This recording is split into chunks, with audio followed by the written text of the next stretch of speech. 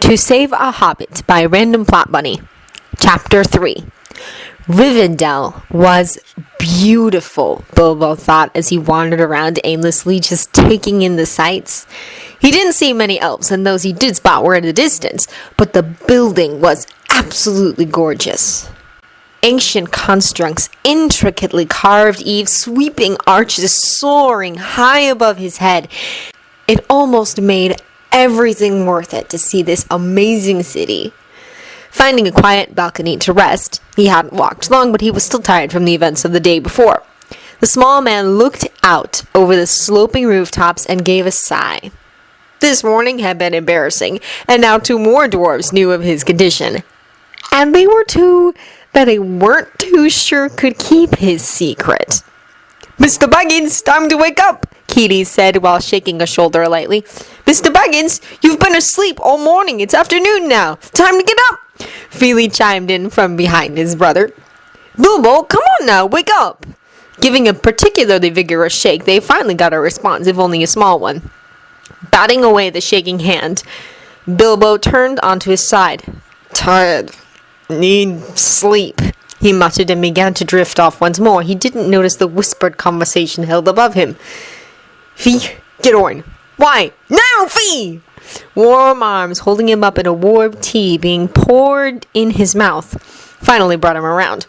"What?" he asked after he had cleared his mouth of the strong herbal mix. He leaned heavily on Oin as the cup was once more brought to his lips. "Drink, laddie. You didn't take your medicine yesterday. Drink." As he downed the rest of the cup, his mind started to clear. The trolls, the orcs, Rivendell, meeting elves, the disastrous dinner Thorin had insisted everyone had to attend no matter how tired they were, and then that confrontation about the map he had somehow been dragged into. It had all conspired to make him forget about his medicine. "Sorry," he murmured, as he finally started to wake up. That was when he noticed that they weren't alone.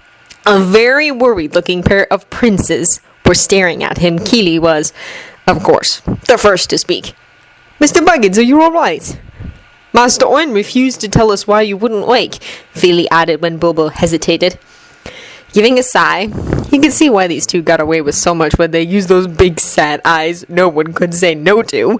The hobbit looked up at Oin and gave a nod. He was just too tired to explain for himself. As the old dwarf told the 2 young ones about their burglar's illness, he also brought a mug full of broth to the small man's lips and made sure he knew that he would be forced to drink if he refused. "You barely ate at dinner last night, laddie. I don't think I did not notice." Taking the mug and downing the contents, even though he didn't feel inclined to. With every hardship of the journey, he had lost a bit more of his appetite and was now hard-pressed to eat his fair share at mealtimes with the company. Bilbo sat up on his own and waited for the reaction that was likely to come from the 2 boys.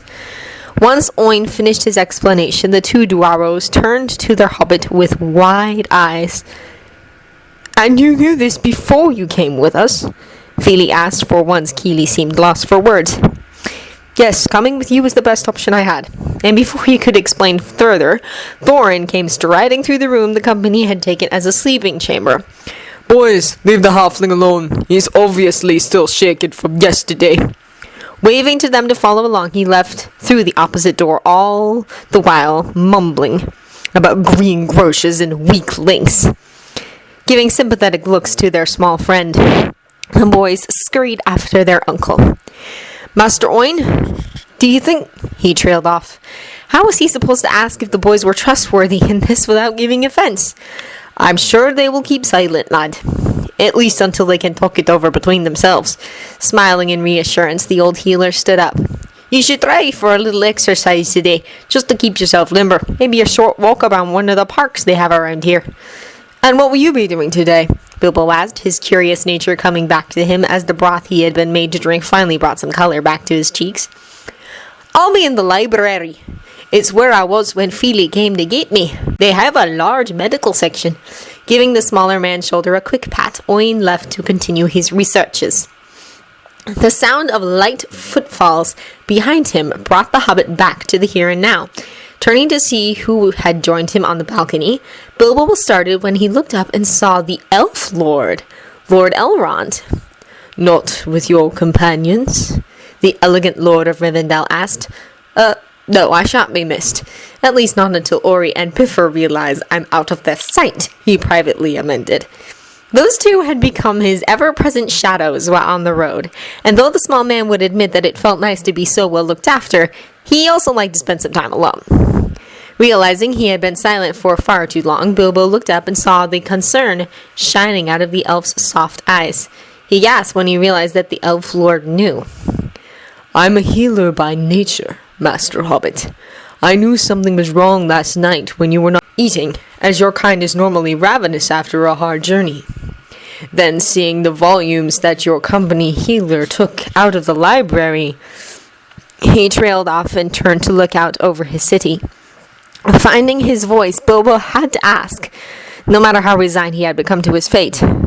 Could elven medicine, he began, but was cut off by a gentle hand resting on his shoulder and sad eyes boring into his own. There is no cure, Master Hobbit, I am sorry to say. Perhaps once, in a bygone age, but no longer. I truly am sorry. Turning back to the view, Bilbo tried to hide his disappointment. I've given Healer Oin an herbal mix that should help increase your appetite. He has already done amazingly well at controlling your other symptoms. Giving the small shoulder under his hand a light squeeze, the elf lord made to leave. You are very welcome to stay here, if that is your wish, and I promise to respect your wish for silence on the matter unless you tell me otherwise. Thank you. He was all he could manage to say. He appreciated Lord Elrond's promise of silence as well as his offer, but he knew he could never leave his dwarves. He had grown too attached to them to abandon them now. He stayed on the balcony for a short time after he was left alone before making his way back to the terrace the company had been given for their stay. As Bilbo had predicted he would, Ori pounced on him as soon as he was spotted. But then the knit-wearing dwarf was dragging him to sit next to Oin, who was holding out a new herbal mix. Here, lad, drink up, direct from the head elf himself. It should finally give you an appetite. Taking the cup and sipping at its bitter contents, he looked around to see who was all there. Ori and Oin were near him by the fire. Nori looked to be sleeping on a ledge, but one could never truly tell with that one. And Piffer and Balin were talking and gesturing to Fili and Kili in the corner. There wasn't anyone who didn't already know in sight. As he felt the elven herbs taking effect, Bilbo began looking around for something to eat. Spotting the half-hearted salad that the company had been given, the hobbit wrinkled his nose in distaste. Is there a kitchen around here? He asked no one in particular as he picked at the limp leaves in the bowl, much to Oin's delight. He was overjoyed to see the lad showing an interest in food instead of simply forcing himself to eat what he was given. Yeah, but they don't have any meat, supplied Nori, who still looked deeply asleep, even though he had just spoken clearly. Picking his mug up, the small man stood. If you could show me the way, I'm sure I can come up with something better than this, he said as he waved at the poor neglected greenery. Nori hopped down from his perch and led the way down, quickly followed by the hobbit. Everyone else was hot on their heels. They all remembered the amazing food they had been served in the small man's home, and not a one was about to pass up the chance to try it again, even if it would be vegetarian. A few hours later, the rest of the company came trickling back to the terrace one by one, and they all gave the same reaction. Drop-jawed shock. After he had taken stock of the pantry, Bilbo had gone wild, and his little group of tagalongs had been put to work carting his hard work back to their campsite. As each dwarf showed up, he was settled into a seat, given a mug of something thick and spicy that Bilbo had whipped up to take the place of ale, a round loaf of bread with a thick crust that they were surprised to find held a thick and creamy soup inside, and left to sort out what else they wanted to eat. They had quite the selection to choose from. Bilbo had made a feast that the dwarves could not deny was delicious, even in the absence of meat, and the envious looks several elves were giving them as they casually walked by was enough to bolster everyone's spirits. Even Thorin was looking pleased and sated. I thought you didn't like green foods, Dory teased his youngest brother as Ori scooped more of the creamed spinach onto his plate. I don't, but the way Bilbo cooked it makes it good. the young scribe said simply as he also cut himself more of the eggplant lasagna. It really is amazing, Keely piped up as he shoveled more root vegetable hummus into his mouth. And it was incredible to watch him take all those fruits and vegetables and turn them into edible foods, Keely chipped in as he took the last roasted stuffed pepper for himself. I've told you boys already. It was already edible. I simply made it tastier, Bilbo said as he walked back in the room with Bifur at his side, both holding covered platters that every dwarf eyed speculatively. Bilbo had been eating while he cooked to test the seasoning, as every good chef knows how to do, and was quite full. But there was always room for dessert. As several members of the company advanced on the two holding platters, Bilbo gave them a look and quickly stepped around them to make room for the large trays among the 24 or so others already laid out, each with a different vegetarian dish. These are only for after everyone has finished eating, he calmly stated, and with Bifur backing him up, Bolfer and Bomber couldn't even persuade their cousin to give them a peek.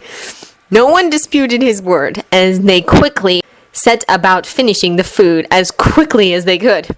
Once all the plates and platters were cleared, Bilbo finally lifted the lids and began to pass out the desserts. He had made peach cobbler, freshly churned vanilla ice cream. Bifur had been invaluable in that arduous process, and sugar cookies. No matter how full, each dwarf greedily grabbed for their share. As the small man sat quietly and ate his own serving, he watched everyone happily devouring the products of his labors, and sighed in contentment. If only the rest of the journey could be this easy, he thought, but he held no illusion that it would be. 7 members of the company now knew of his illness. He had managed to talk to Fili and Keely and get them to agree to remain silent, though he suspected that the others had spoken to them first. But he held no hope that everyone would be as supportive and kind once they found out. He particularly was not looking forward to Dwalin and Thorin's reactions. The 2 warriors had made their position clear in terms of bringing him along, and though he had been reassured by his friends that their relatives would understand and support him, to the point of being smothering in Dory's case, Snorri had said, he still wasn't sure having everyone know he was dying would be a good idea. Letting that thought go for now, they would all find out eventually. He would just deal with it when it happened. He relaxed in the friendly company and let the praising of his food lull him until he fell asleep pressed between the 2 princes.